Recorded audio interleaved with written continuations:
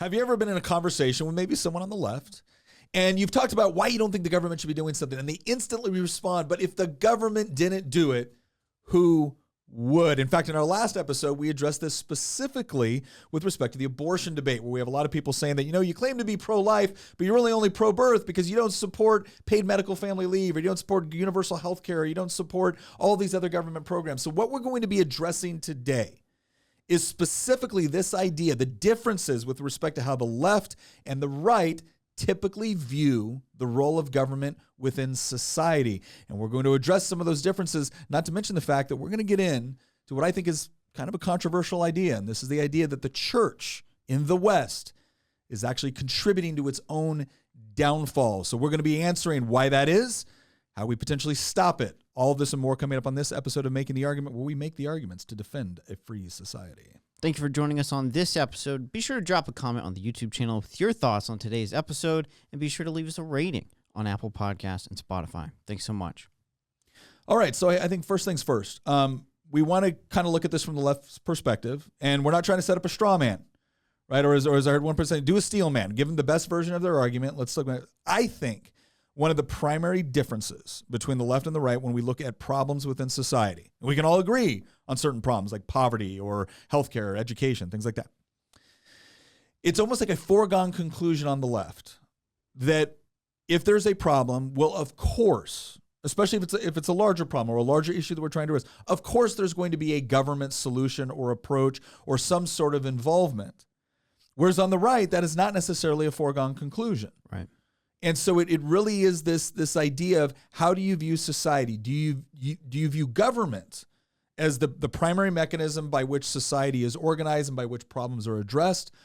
Or do you view government as simply one aspect among many within society and not necessarily the most important? And so I think the left sees government as something that we are all required by law to participate in. It is a mechanism where through democratic processes, everyone can have some degree of say in the process. And so, of course, why wouldn't that be the most, just and effective method in which to affect change? Well, I think that's the difference. I think a perfect example of this is what we saw on Tuesday's episode this week with the abortion topic, and how, we were looking at this tweet with this lady, listing out all these examples of, government programs. But Republicans know we weren't in favor of this. Yeah. And they put us in this position of, in their eyes, that if we are not in favor of government providing a solution, then we must be opposed to helping that individual in any circumstance. Well, it's kind of a convenient way to set up the argument where it's pretty much either agree with me or you hate all of humanity. And Bastiat, I think, had one of the best quotes. And Bastiat said this in the 1700s. I'm going to pull it up. No. Yeah, he said 1800s. Bastiat in the 1800s said, just pull up the quote, Christian, because I don't want to butcher it. Socialism, like the ancient ideas from which it springs, confuses the distinction between government and society. As a result of this, every time we object to a thing being done by government, the socialists conclude we object to it being done at all.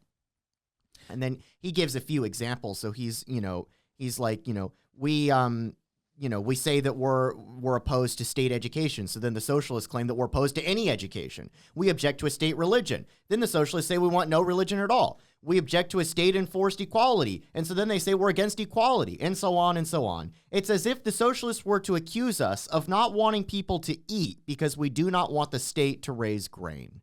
I think he just nailed it there. It is. I mean, he uses some old-timey language, but it is true. It is as true today as it was in 1850. Well, and I think that, again, if we're being fair to the left perspective on this, sure.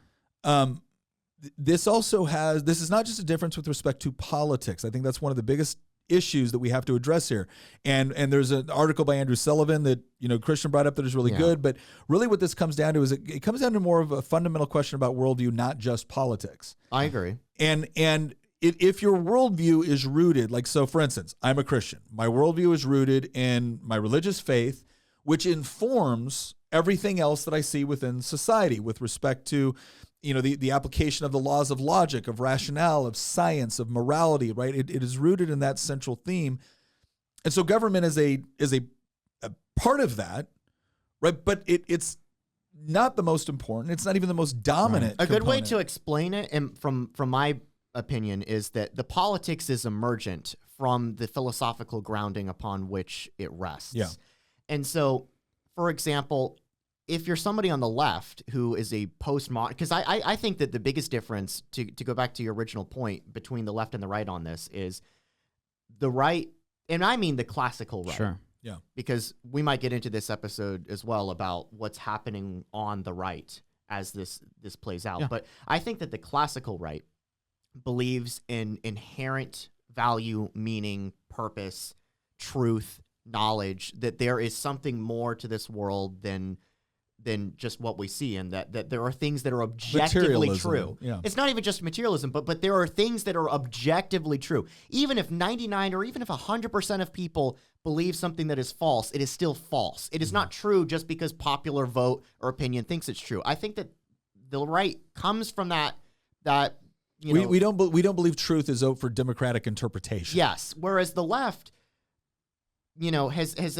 adopted this view that is called postmodernism, which is the idea that knowledge and truth is relative. And the extreme version of it is actually that there is no truth at all, and that there is no meaning at all, and that everything is subjective.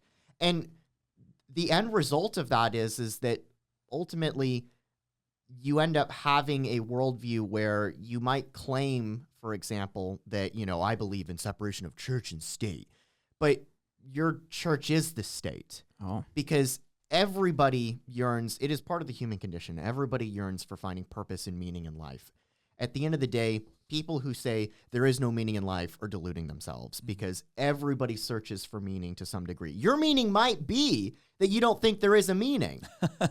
Yeah. You might believe that there are no beliefs, but that's still a belief in of itself. And so, what I'm trying to say is that you cannot build a house with no foundation. Everybody has that foundation. Even if your foundation is that there's no objective truth or meaning, that's your foundation. That foundation's a really crappy that ends up being foundation. your objective truth or meaning, right? But I think that is ultimately the fundamental difference between the left and right, in that the politics then emerges out of that philosophical or theological grounding upon which people on the left and right start with. Well, and you see that and here's the part to understand. Because this is critical, because you hear this all the time from people on either side of the spectrum. Like, I can't believe they believe this, or man, that's so stupid, or how could anyone? Okay, well, if your philosophical grounding, right, if the starting point of your worldview is completely different, then it makes sense that you would come to very different conclusions with respect to what should be done to address certain problems that you see as either existential or moral or economic or whatever.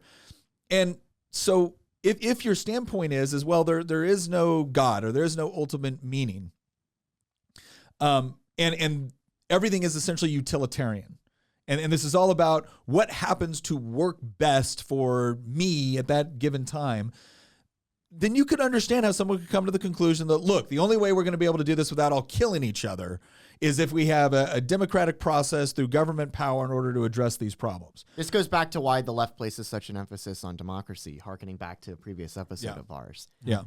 I think it's also important to point out that in the left's pursuit to have the state serve in every role of life, Christian, you and I have grown up in a time period where every aspect of our life had some sort of government involvement, education, all through 12 grades, funding for college, whatever it may be, state institutions. Oh, it's even more than that. I mean, there's government regulations on the size of toilet bowls in restaurants. And so I think for our generation, if you're not politically involved or on the right of this conversation, it's natural for you to assume that the government must play a role in every aspect of society. Well, I think it also comes down to this. So that's like the deeper philosophical commitment to government, right? But then you have other people like, what are you talking about? I'm a Christian, or I'm a theist. I'm not an atheist. I'm not a materialist, and I believe that the government should be doing all of these things because it's the appropriate, way to marshal resources. And what's interesting about that is that when you start to look at the government approach to a lot of these things, so let's say helping the poor. Sure. Right. So let's assume that we're not talking about people that just don't care about, other people. Let's assume we all care about helping the poor. You would think logically, then the question would be like, what is the best way to do that? And there's two questions you got to answer with that. One of those questions is a practical question, and one of those questions is a moral question, and they're connected, right? There's this idea. You saw Alexandria Ocasio-Cortez try to do this, and she totally botched it up, where she said, some people are so concerned about being logically correct that they're morally incorrect. It's like, okay, no, AOC. The morally correct answer does not defy like the factual or true answer. Now, you can have someone that says, okay, it's logical for me to steal from you because it will enrich me, right? Okay, that might be logical in their way of thinking. It's still immoral, and ultimately it still produces bad results. Okay, but the reason why you got to answer these two questions is because if the way that you're going to help the poor is, well, I'm going to alleviate their suffering by putting them all in prison where I can feed and give them medical care. Okay, well, no, that's that might be effective in addressing one aspect of poverty that you're trying to address, which is maybe the homeless situation. But obviously there's a moral deficiency there, right? Not to mention that there's also a practical deficiency with respect to how to organize that. It goes even further than that. I mean, when you said that, I immediately thought of the Thomas Sowell quote that, there's nothing, dumber than putting decisions in the hands of people who pay no price for being wrong. Yeah. Like, this is also potentially, I believe, another Thomas Sowell quote that, a conservative sees a fence post and asks why it's there before ripping it up out of the ground. I think that when there's a problem that appears within society, it could be homelessness or poor, it could be something medical related, whatever the issue is, there's always problems out there in the world, right? Yeah. The conservative looks at this and says, recognizes that it's a problem. I'm not saying close your eyes to it, but recognizes that it's a problem, but then says, is this an appropriate, legitimate role for government? And then if it is, what level of government should we address it at, and to what degree should we address it at? Whereas somebody on the left approaches any issue in society, any moral ill or societal ill, and their immediate response is, oh my gosh, we need a government solution right now, and it needs to be total and absolute. Well, and the reason why and the reason why I think it's so pervasive, because a lot of times conservatives will look at a particular welfare program and will say, this failed miserably. Like, this particular program failed miserably. You spent a lot of money. You didn't really alleviate poverty. In fact, people feel trapped there. And so we look at that as, isn't this a perfect example of the government creating perverse incentives and not achieving its objective? And the left will immediately come in and say, no, we just had the wrong people doing it, or we had the wrong incentives. Or we need more money. Or we need more money, or we need more time, or we need more power. Right? Because they're already philosophically committed to, this is the mechanism we use to solve problems. And so it almost seems absurd to them, or it becomes easy to assume that, well, no, when you say you don't want the government to do anything, what you really mean is you don't want to pay taxes, or you don't want to deal with the regulations, or you don't want to have to sacrifice in order to help somebody that needs it because you're selfish and you're greedy. Because if you weren't selfish and greedy, of course, you would come to the table with us and you would work on the best way for the government to solve this problem. Sure. And what we're trying to say half the time is like, look, it's not that we don't want to address this problem. We don't think your mechanism is correct. The way that I explained it to one person is I said, if you went to your dentist and you said, you know what, my car's not running properly, I'm going to need you to fix that. And the dentist said, well, gosh, I really care about you, so let me go try to fix your car. And then they screwed up and they didn't do it well. Hopefully you would not come to the conclusion that, you know what I need? A better dentist, one that cares. No, what you need is a mechanic. Mm-hmm. You need a car mechanic. And you're going to the wrong institution in order to achieve the result. And then you're coming to the conclusion that because you didn't get the result you want, it's because your dentist sucks. That doesn't make any sense. And so part of what I think the right is trying to do, and what we've got to do a better job of, is saying like, no, we address the problem. We think the homeless camp is an issue as well. And we care about the people within that homeless camp, but we don't think what the approach that you're using is going to be the most effective. So, Nick, I'd be interested to hear your thoughts on why private solutions, non-government solutions, are more likely to be more efficient and lead to a better outcome over a government solution. I think there's a couple reasons for that. Now, again, I want to emphasize something. I do believe there's legitimate functions of government. Absolutely. Right? National defense, I think, is a legitimate function of government. I think there's other things that the government can do to varying levels of effectiveness. But typically speaking, when you have a problem, that you're trying to address within your life or within your family, usually you're the one closest to the problem. You kind of understand the nature of it. Sometimes you might need an outside voice to provide some sort of objectivity to addressing the issue or whatnot. But you're also the most invested in fixing it.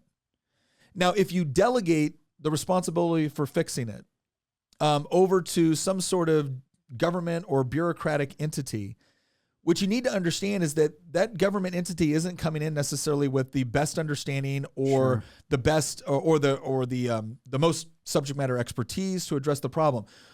The thing that is unique about the government approaching it is the government gets to use force, it gets to use power, it gets to use coercion, and it gets to use it aggressively. How does that play out in practice? Explain that for us real quick. So, for instance, you want to save the planet. Let's use something big, right? You want to save the planet. Okay, here's a couple different ways you can save the planet. You can go out there and you can pick up trash. You can work really hard on an engineering degree in order to develop like a better solar panel. You can come up with new mechanisms for efficiently using, land or property in order to, preserve it, while at the same time getting better crop yields, right? But using less fertilizer. That's a number of different ways. And you can encourage other people to invest with you, right? You can encourage other people to volunteer with you.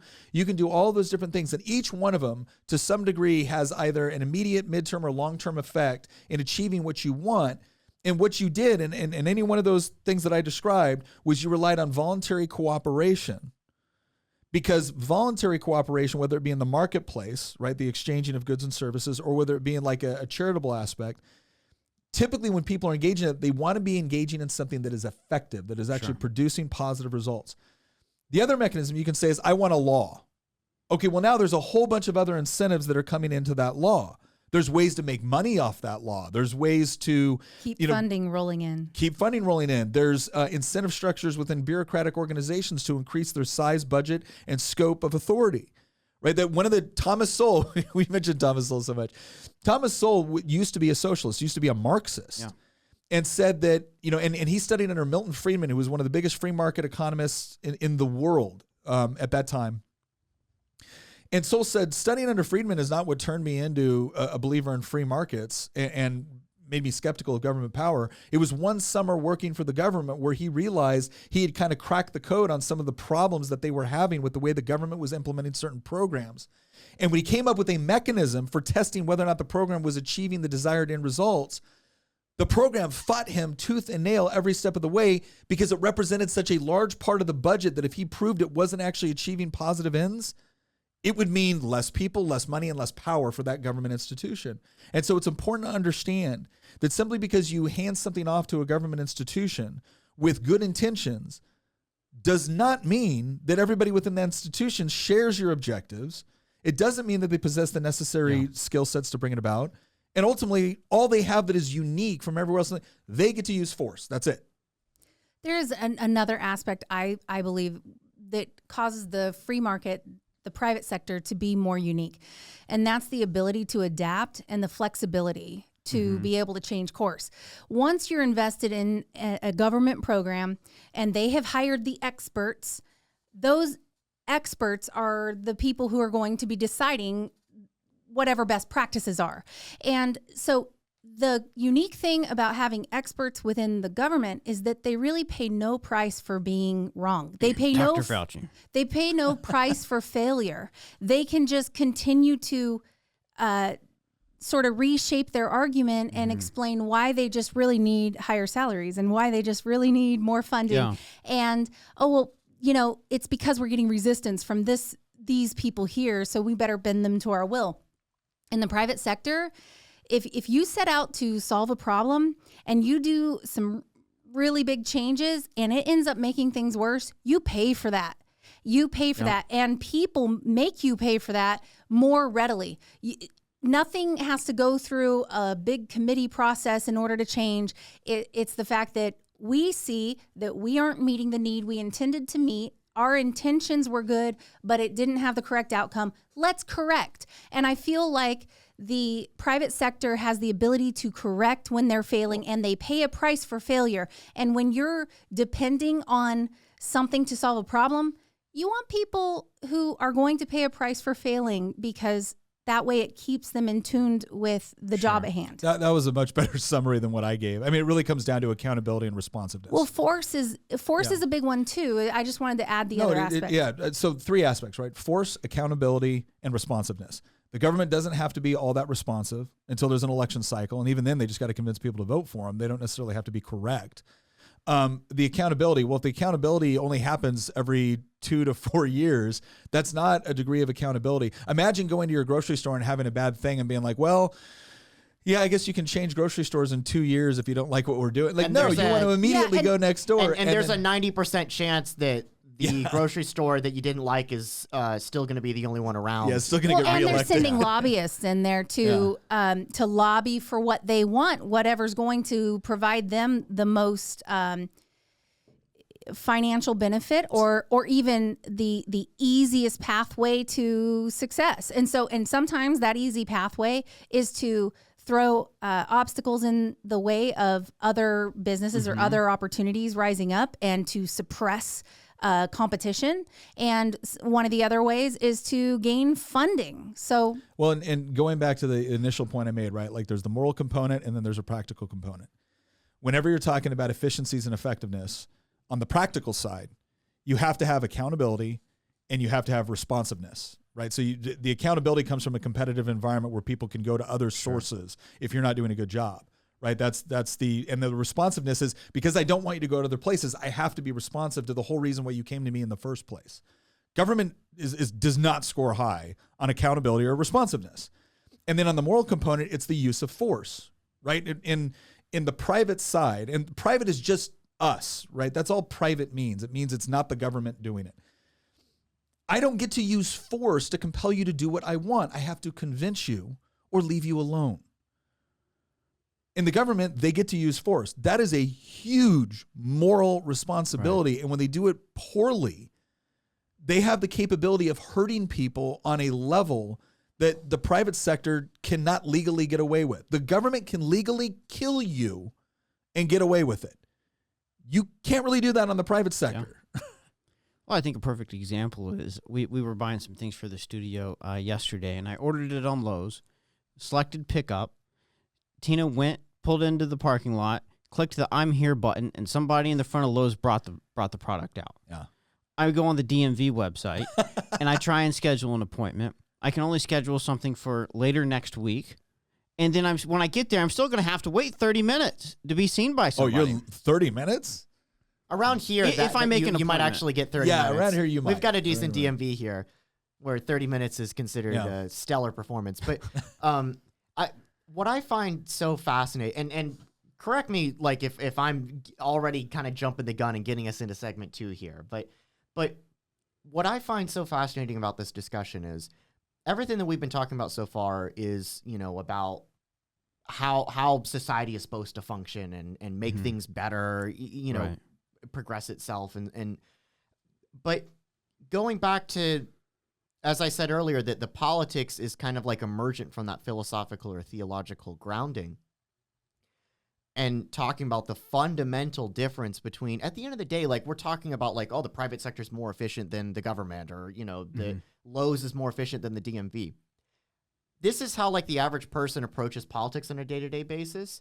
But asking the bigger question of why is that the case, and why does a conservative believe that the private sector is usually better off than government?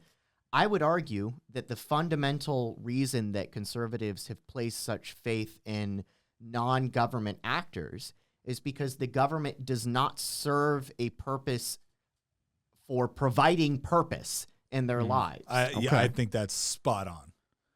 And when you approach your life from the perspective of, I'm living in this world, but I'm not of it, and the state is not the church, and, liberalism is great, classical liberalism is great, but who cares about progress if there's no purpose or meaning to things?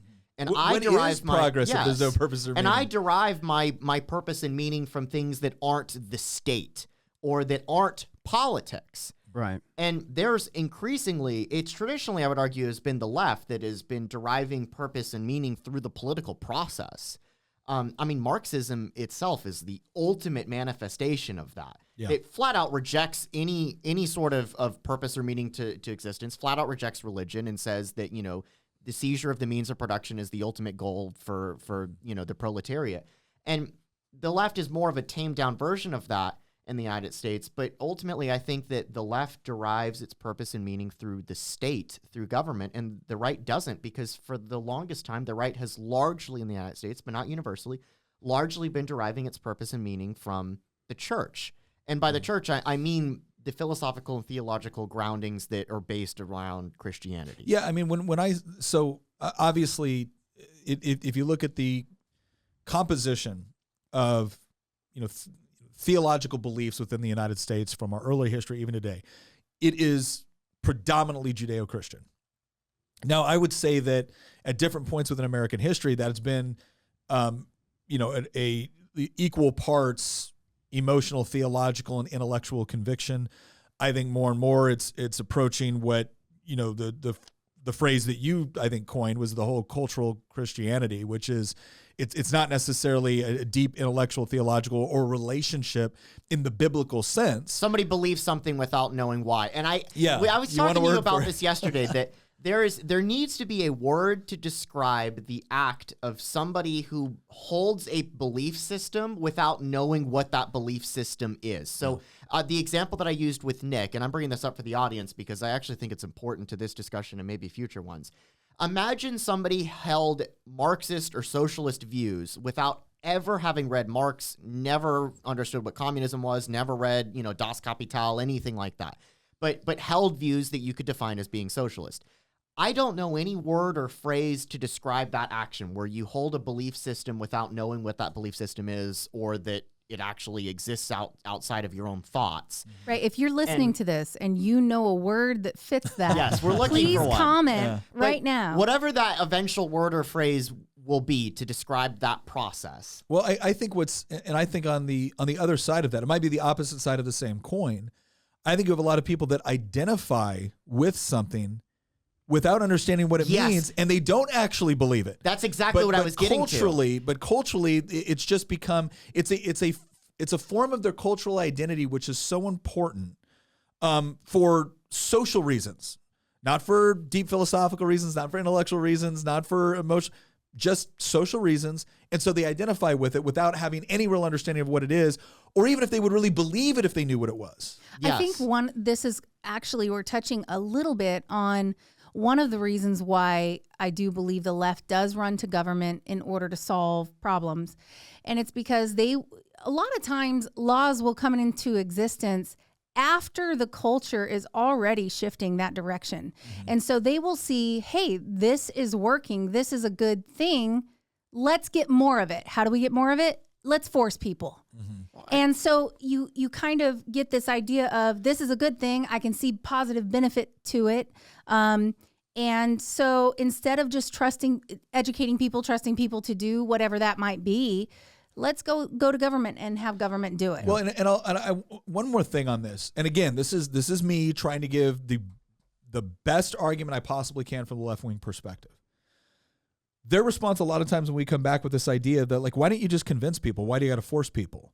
And obviously, we acknowledge there has to be laws against murder or using, coercion against other people to get what you want. We're not talking about that. They're like, oh, so you think property rights are so important that I should be able to have a store that says, that discriminates on someone based off of their race or their religion or their sex. And if they're not the ones I want, then they can't come in and shop in my store. And typically what we're saying is, no, we don't think people should do that, right? Especially, again, from a Christian worldview, I think that is immoral, racist, sexist, and goes against the very fabric of what my faith instructs me. What we're saying is that in a lot of situations where we might agree on what's an appropriate role for government, if you extrapolate that to mean that because this was a moral decision that we think the government might have been correct on, therefore the government should interject itself in all these other conditions or situations which we think have positive moral outputs.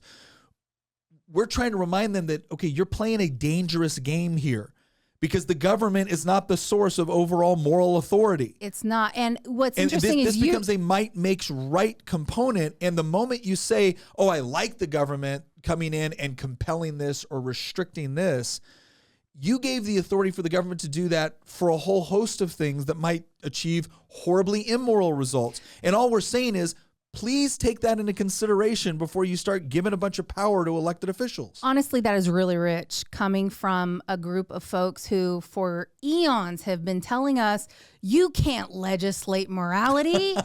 And it's kind of funny because we do it all the time. They do it all the time. Tell that to the wokists. It's That's all they literally want to do is legislation.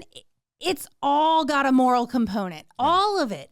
Why else would the left be telling us that we're horrible human beings if we don't X? Why would I be a bad person if there was no moral component to what you want to do? If there's no moral component, and it's like what it really is don't force your morals on me because I want to force mine on you. Yeah. That's really what that comes down to. And so I think that's really interesting, talking about morals, because I think that's a perfect segue to our second segment. And Nick, we've talked about a lot of what the left solutions are to problems within society. And I think going back to the moral component, we believe that it is our job as believers to live out our faith and share those morals, and not as much of a role of government. And so, Nick, what I want to ask you is, the right typically sees the family and the church playing a much bigger role in society. Yeah. Why isn't it? So that's a really interesting question. Because, as we look at, if you look at maybe the top three areas where the left and the right have some fundamental disagreements about the role of government in society, it would probably be taking care of the poor, healthcare, and probably education. Yep. On a lot of these other areas, the differences are not as stark. And when we go to the government and say, oh, the government shouldn't be doing this or that, again, the almost automatic response is, well, if the government didn't do it, who would? And our answer typically is, oh, the family would. The church would, civic organizations would, the marketplace would. And to some degree, I think that's not sufficient for them because they don't feel like it's a guarantee. Well, there could still be people left behind, which we generally point out oh yeah, because the government hasn't left anyone behind. Oh yeah. Right? It's they're creating a kind of a false idol here. But here's what I think is interesting. This is the part where I think the church really done screwed up. If you go back and you look at the late 19th century, early 20th century, Williams Jennings Bryan is probably 1890s, early 1900s. The beginning of the progressive era.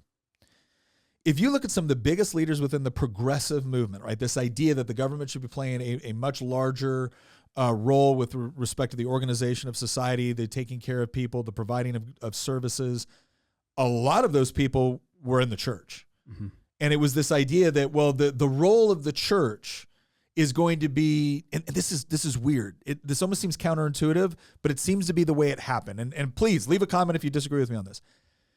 It was almost as if the church always had a role to provide for widows, for orphans, for the sick. That was always there, always acknowledged it was there. But it seems like the more emphasis that got put on, that's the primary role of the church. It's not about pursuing truth or the truth of the gospel. It's about alleviating suffering.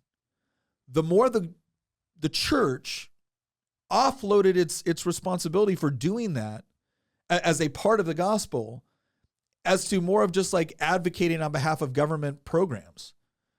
And it was this weird, I think, perversion of the gospel message and the larger message of Scripture, which is to say that no, you are your brother's keeper in the sense that you are responsible for caring about other people. Love your neighbor as thyself. I mean, when Christ was asked, what is the most important command? He said the first is love the Lord your God with all of your heart, with all of your mind, with all of your strength. And the second is like it, love your neighbor as yourself. Right. That has been a core tenet of Christianity. But it wasn't until, well, I shouldn't say that. Within the United States, it really wasn't until the late 1800s, early 1900s, where that, I think, was perverted into this idea that, oh, what that means is that the church should advocate on behalf of more government power to provide for education and to provide for healthcare and to provide for, the poor. And it was okay, well then, hey, church, as you're rendering all this stuff to Caesar, what's your job? It doesn't belong to Caesar. What's the quote? Don't send your children to Rome. So there was Voddie Baucham, who's a Christian theologian, said, we cannot continue to send our kids to Caesar for their education and be surprised when they come home as Romans. So first off, I love that quote. Yeah. Me too. We need to tweet that at some point, but I think you're getting at something interesting, but I approach this from a different perspective. And I think this is where I actually want to read off these 2 paragraphs or 3 paragraphs from. It's going to be surprising. So I read this article 3 years ago, although it's definitely still relevant today. In fact, I would argue it's more relevant today than it was 3 years ago. And surprisingly, it was written by Andrew Sullivan, who, if you know who he is... Not exactly a champion of Christianity or conservatism. Well, Sullivan, I think, is Catholic. And I don't think he's lapsed. I think he's actually Catholic, but he is not a champion of conservative. He's complicated. I mean, he used to support Bush, and then he left, and then he supported Obama, and he's all over the place politically. But he's a good writer, and he can make a good argument every now and then. And I will take good arguments from wherever they come from. Sure. And give credit where credit is due. Well, that's due. what happens when you believe that there's such a thing as objective truth. Yes. And I think this is objectively true in many respects. It's called, the article is titled, for those of you who are listening and not watching, the article is titled America's New Religions, and it was published in December 2018. Now, if you actually go read this, I guarantee you, especially if you're on the right, there are definitely things in here that you are going to get upset about. But it is worth reading. Even if you disagree with probably 25 to 50% of it, I guarantee you will probably at least agree with 50% of what is written here. I agree with probably more than that, but I want to read the very end of this because I think it really goes to the heart of what Nick was talking about just earlier about the way that the church has gone. Sullivan is basically making the argument that Christianity is waning in the United States, but it is still leaving an echo behind what I call cultural Christianity. And his overarching thesis is basically that what is going to happen when the United States becomes a post-Christian nation? What is going to happen to our politics? And he concludes with this. We're mistaken if we believe that the collapse of Christianity in America has led to a decline in religion. It has merely led to religious impulses being expressed by political cults.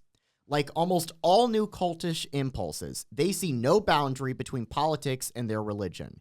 And both cults really do minimize the importance of the individual in favor of either the oppressed group or the leader. And this is how they threaten liberal democracy. They do not believe in the primacy of the individual. They believe the ends justify the means. They do not allow for doubt or reason, and their religious politics can brook no compromise. They demonstrate, to my mind, how profoundly liberal democracy has actually depended on the complement of a tolerant Christianity to sustain itself, as many earlier liberals, Tocqueville, for example, understood. I find that quite fascinating that you mentioned Tocqueville there. And then he concludes with, it is Christianity that came to champion the individual conscience against the collective, which paved the way for individual rights. It is in Christianity that the seeds of Western religious toleration were first sown. Christianity is the only monotheism that seeks no sway over Caesar, that is content with the ultimate truth over the immediate satisfaction of power. It was Christianity that gave us successive social movements, which enabled more people to be included in the liberal project, thus renewing it. It was on these foundations that liberalism was built, and it is by these foundations it has endured. The question we face in contemporary times is whether a political system built upon such a religion can endure when belief in that religion has become a shadow of its future self. Will the house still stand when its ramparts are taken away? I'm beginning to suspect it can't and won't. I think that's incredibly. First of all, the writing is very powerful. I mean, he's a very gifted writer. And what's interesting is because you'll have some people watching this, because obviously not everyone that watches our channel is a Christian, that might take some insult or offense to this. And again, I'm never going to apologize for being a Christian because I believe it's true. But I think on a larger level, what he's putting out here is, again, it goes back to that whole concept that we talked about before. And this is also, I think, what John Adams, who, by the way, was not a Christian in the sense that, he was more of a Unitarian. Okay, I thought he was just a deist. He was a Unitarian, which kind of dabbled with more aspects of deism. But he said that our Constitution is made for a moral and religious people and is totally unsuited to any other. And again, he wasn't suggesting that you had to believe in a particular denomination, but one of the core components of Christianity is this idea that there is an objective truth for which everything else is subordinate. And you have an obligation to relegate your own passions and desires based off of the idea of this truth, not simply because someone is threatening you if you break a law or you cross a particular boundary. Right? There's a moral code that you are expected to follow. And when it talks about the liberalism sense, and we're talking more about classical liberalism, which is the idea that you have individual rights, you have individual worth, et cetera. It's the idea that is enshrined, and again, a moral code, which is not, subject to a majority opinion. So the majority can't come in and say, you're less of a person because of your skin color, because we voted on it, and therefore that is the moral precept. It's like, no, that law is a violation of the moral precept. And the whole purpose of, again, people engaging or creating governments, and you see this written all over the Declaration of Independence, all over the preamble of the Constitution. It's the idea that, no, there is certain truths about society. There are certain unalienable rights that have been granted to you by God, and government's job is to protect those things. Right? That's revolutionary in the course of human history. And I think he's absolutely right. The idea that you can get the benefits of that you can get the benefits of the moral law without the moral law giver. Yes. I'm sorry, I don't buy it. I don't buy it. The brilliance of this, ultimately, you can still get the benefit. Let me rephrase that. You can get the benefits. They're not going to long endure. They will not if long you're endure. If you're going to try to organize society by pretending like they didn't come from somewhere. What Sullivan is getting at here, and he is not kind to the radical social justice left in this essay. No. He's also not kind to the right, though, either. No. And what he is getting at is that the United States has been this amazing experiment in liberal democracy. And when I say liberal democracy, I mean classical liberalism. Yeah. And we need to get that across. We're not talking about leftism here. Yeah. The United States has been an amazing experiment in capitalism and free markets and individual rights and liberalism because you have these two pillars that are self-complementing each other. You have Christianity on one side, which is not a religion that is by the sword. It is not a religion that seeks to impose its will through the force of arms or through the use of government. That is literally the entire purpose of Jesus' ministry. When he comes into earth and everybody around him thinks that he's going to be the Messiah that's going to drive the Romans out and restore the kingdom of Israel. And he's like, you guys are a bunch of fools. That's not the purpose at all. And the brilliance of Christianity is that it does not seek to impose its will through the state. Yeah. Instead, it provides a moral framework through which you can solve problems not exclusively through government. Some problems you can solve through government, but not all problems. And Christianity provides a sense of moral worth and value and truth and justice and knowledge to people that allows them to construct a society that respects property rights, that respects individual rights, that respects the free exchange of goods and services and ideas. Mm-hmm. And when you take away that moral framework, when you take away that moral foundation, the benefits of liberalism that the United States has enjoyed will wobble and shake and eventually will fall. Well, and it's the whole idea of, and I thought the terminology he used was really effective when he was talking about this idea that it's not like religion is collapsing and therefore it's just going away and we're just going to come up with some pure. No, the same religious zeal will find expression. Yes. In other things. And what it will find expression through is through politics. And so it's the whole idea of you can talk a good game about, I don't want, religion and politics merged together. Like, well, you're getting it. Your religion is politics. When your religion is politics, it's impossible to separate the two. And now you think that because you have a political solution or because you have political power to implement your solution, it comes with the same moral authority. Yes. And that's terrible. You want to know how people justify some of the worst atrocities in human history? That's how. It is either, and look, there have been people that have claimed to do that in the name of Christianity. Now, it's been a complete perversion of Christian doctrine. But that's the terrifying component is when people all of a sudden feel like, no, my political solution, which I'm going to use force to impose, comes with the moral authority of God. okay, get ready, man. You can That's when justify bad things are anything at that This point. is the heart of what Sullivan is getting at, and what we're trying to argue here, because the thing is that it is not like the new atheists like to claim that eventually, or that Nietzsche or somebody would like to claim that eventually people will just discard their childish beliefs and fairy tales. And no, people have within themselves a yearning, a desire to search for meaning and purpose and truth in life, which tells me that there is some meaning and purpose and truth to find.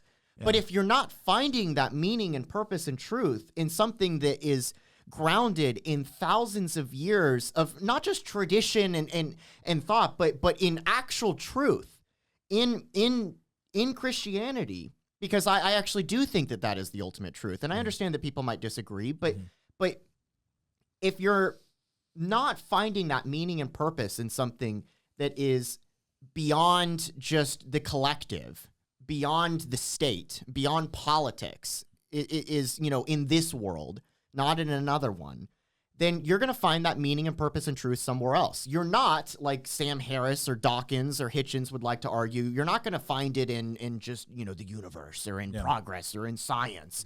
You're going to find it in politics. And that is what you're seeing now. You are seeing the emergence of political cults, and it has manifested itself on both sides of the aisle, but it is especially manifested itself in the so to speak church of the social justice the Great warriors. Awakening. Interesting. I love the line, the Great Awakening. Yeah. Do we think that many in the church have started to find their purpose in politics rather in the church? I'd love to hear your thoughts on that, Nick. We get called out on that all the time, especially at our church. Thanks, Mark. No, I think it's interesting. The left's response largely to the church has been in opposition, or it's been in some sort of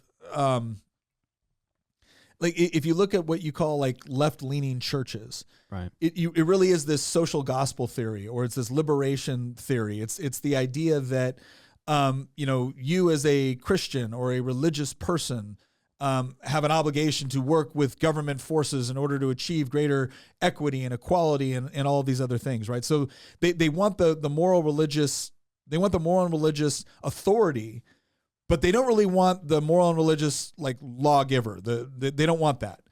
And that's where you see some of these denominations, which I would say claim to be Christian, but essentially reject essential Christian doctrine. And it's funny because they'll come back and be like, well, that's your interpretation. It's like, no, this is a clear reading and understanding of the text and thousands of years of understanding and reading of the text. You just find it culturally inconvenient in the moment.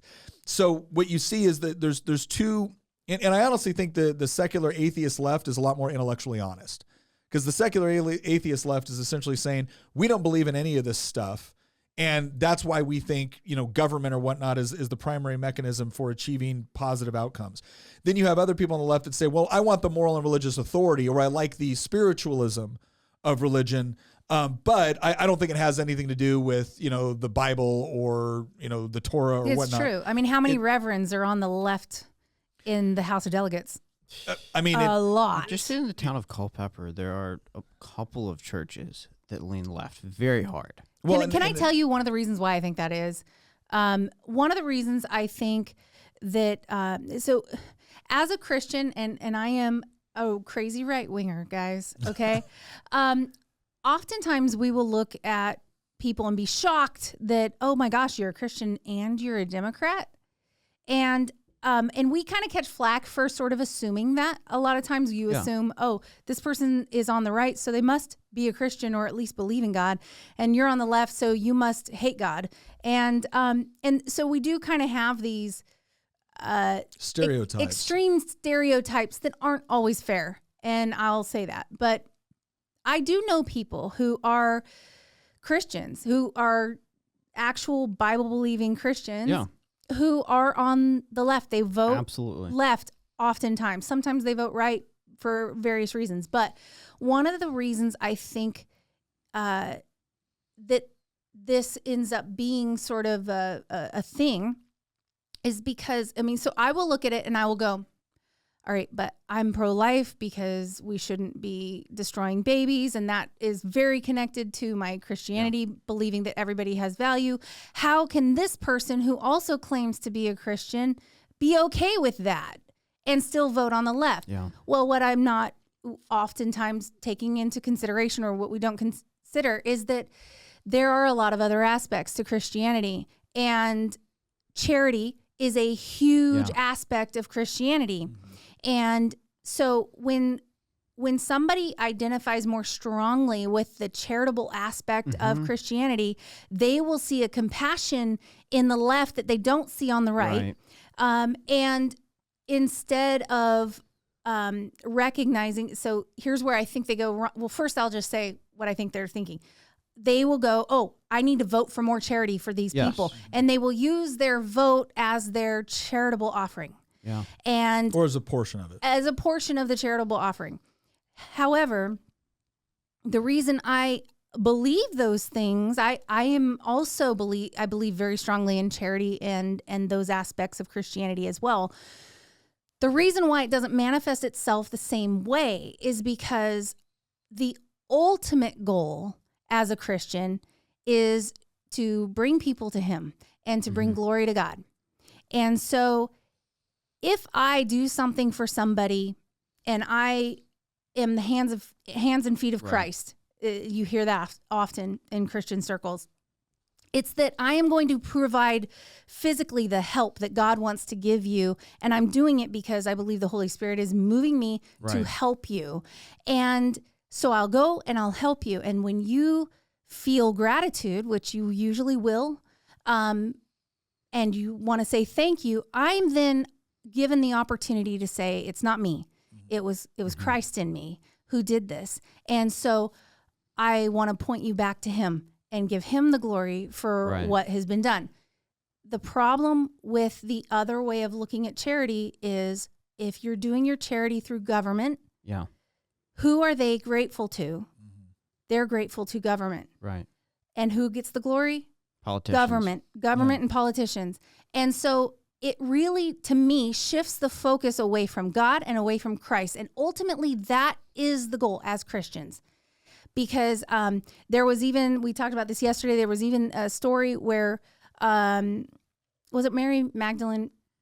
She broke the jar of this very expensive perfume on Christ's feet, and she was crying. She was washing His feet with her tears and her hair because she had experienced profound forgiveness and love from Him. Yeah. And Judas Iscariot was really mad about that.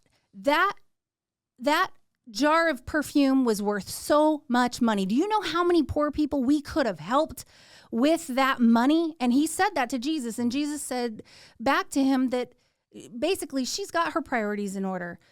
We will always have the poor with us. This will always be a condition of humankind.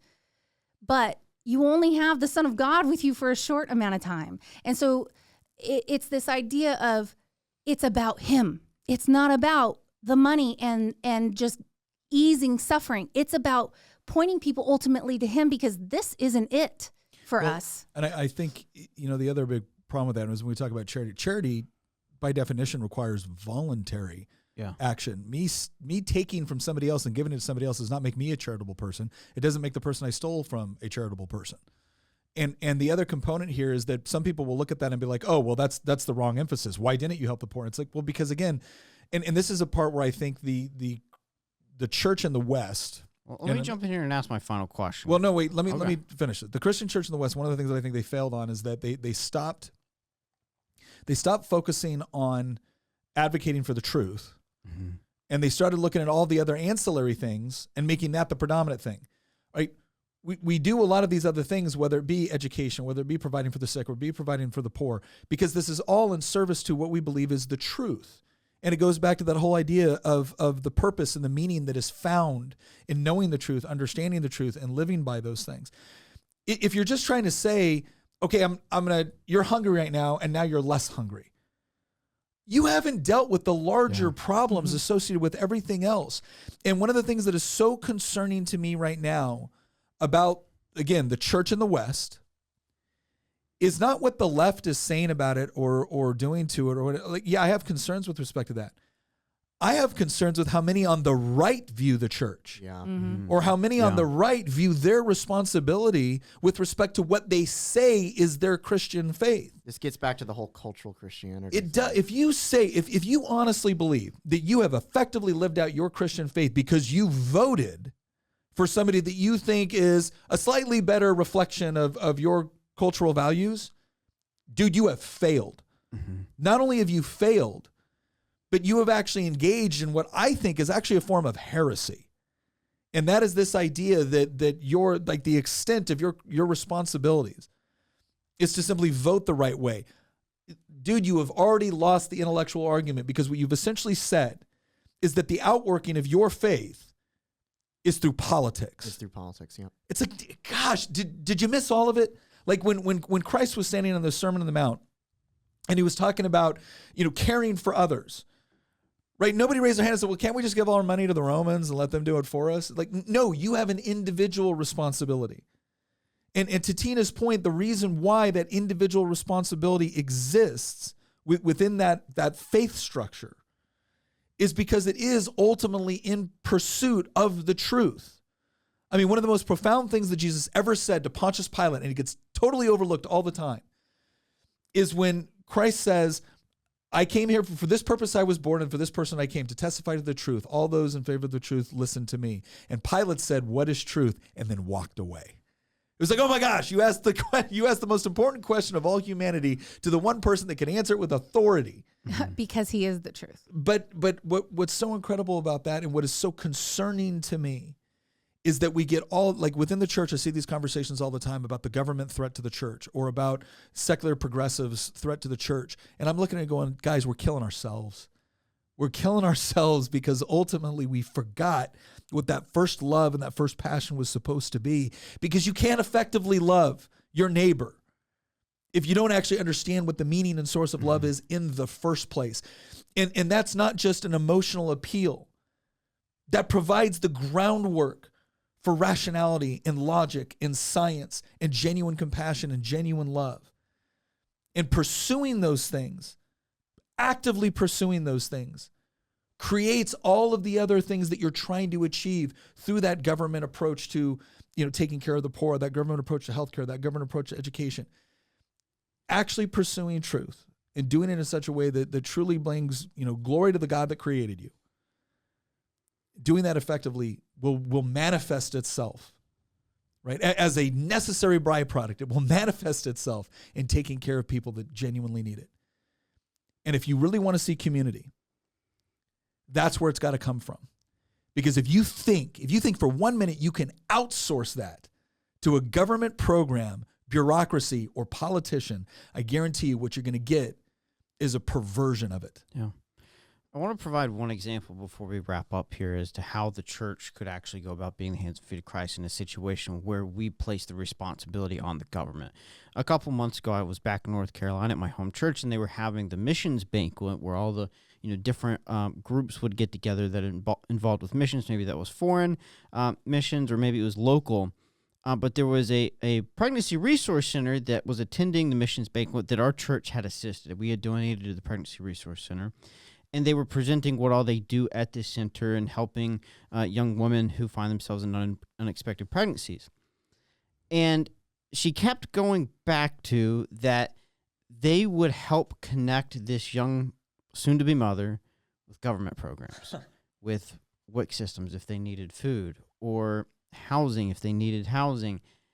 And I kept sitting there thinking, after she gave every single example of how they were pointing this girl to the government, why does our church not have the infrastructure in place to point that woman to us?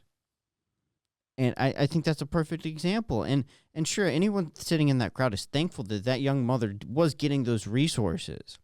But we needed to be providing that solution. Yeah. But we were looking to our government, which is amoral, has no faith, and will simply be transactional. She'll get that WIC card or whatever she needs, but she's not responsible to that, individual who gave her that, or she doesn't have a relationship with that person. I think one of the reasons why, again, Within Scripture, Christ says, "Render to Caesar that which is Caesar, and render to God that which is God's." It wasn't just a question about taxes, right? Mm-hmm. Rendering things to Caesar becomes an incredibly easy way to abdicate yourself of your own responsibility. Yeah. Especially if you make Caesar God. Yeah. Well, how often do we see in the church, the next building project and the next building project and the next building project. And you kind of look at, what are we doing in this building besides Sunday? Yeah. And this big old building sitting there. Well, you know what we could be doing with that building? Yeah. We could be educating kids in there. We could be providing these daycare services. We could be providing, yes.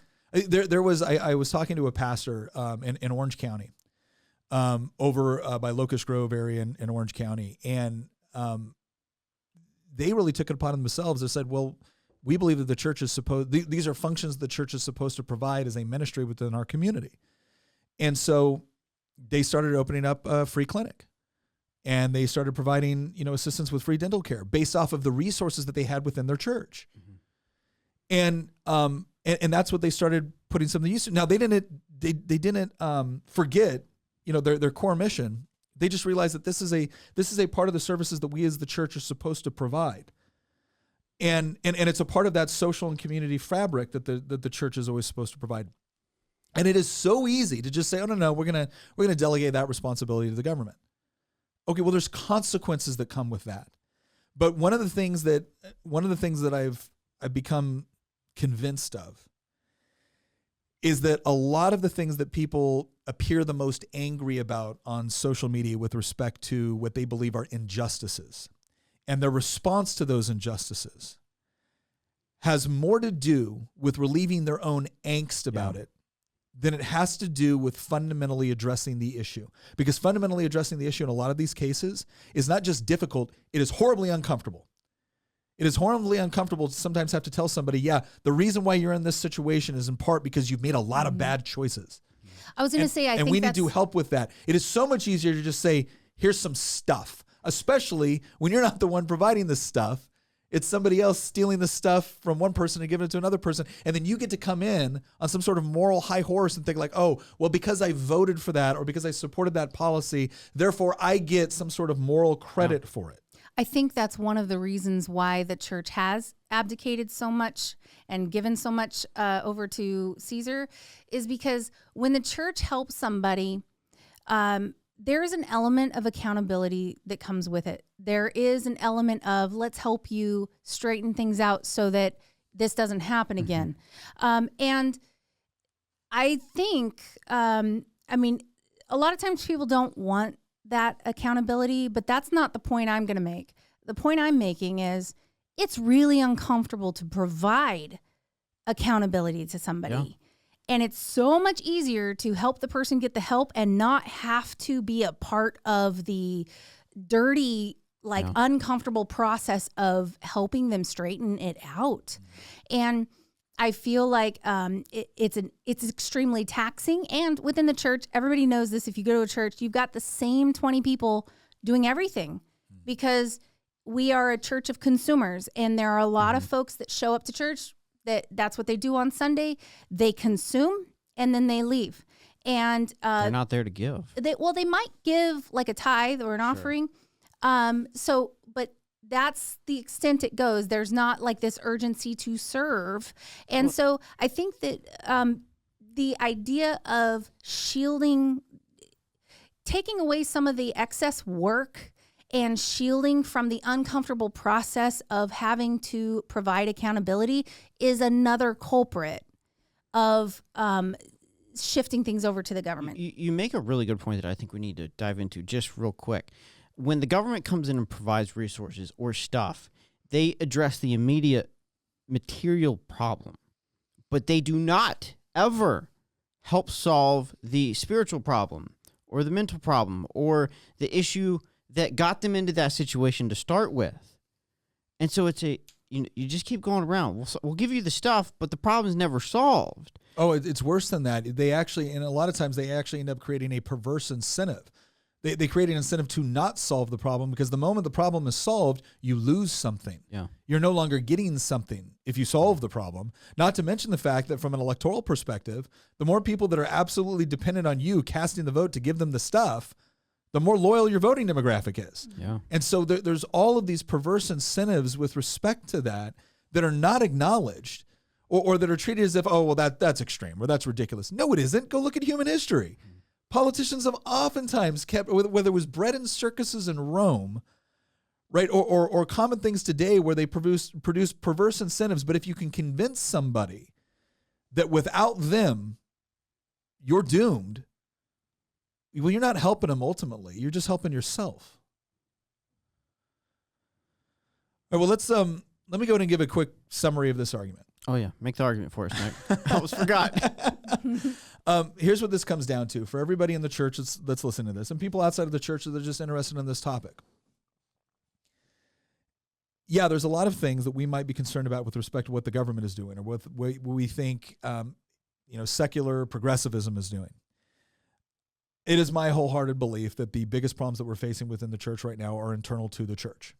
And the reason why I say that is because at a time when the Roman government was collecting up Christians and feeding them to lions, the church was thriving because the church was actually living out its mission and its purpose within society. So this idea that because things have gotten difficult, that's why the church is suffering, I'm sorry, I don't buy it. I think what has happened is the church has become incredibly comfortable. They become comfortable with respect to handing off responsibilities that belong to the church over to the government. They become comfortable for far too long in not creating an intellectual argument and defense for why they believe that what they believe is the truth. And too many churches have treated Christianity as if it's nothing more than a coping mechanism, a faddish diet, to where when it doesn't achieve the results that are promised, you simply move on to a different faddish diet, instead of actually making the hard, emotional, intellectual, spiritual argument for why we believe this is true. And then ultimately living it out in such a way to where the results speak for themselves. So one of the biggest things that we need to once again understand within the church, and I'm speaking specifically to the Christian church right now, is we need to go back to that first love and why we exist in the first place. The church is not a building. It is us. It's the body of the people that claim to believe this. And if we claim to believe it, we better know what we believe, why we believe it, and we better be able to defend it. And I don't just mean defending it in a way to where we can sound really smart as we're destroying the arguments of people with counter perspectives. I mean living it out in such a way to where people look to it and wonder what it is that is different. Because the families that we have, the communities that we have, all of those things are producing something that they have a hunger and a desire for. And when they come in a little bit closer in order to find out what is different, that's the point where not only the way that we've lived our lives, not only the arguments that we've made, but what we can point to is what convinces them that there is something true and noble and good and loving about it. And if you think you're going to be able to delegate the responsibilities of the hard work that come along with doing that, making that argument to a government institution, bureaucracy, or politician, then you've already violated one of the core tenets of what we're supposed to believe.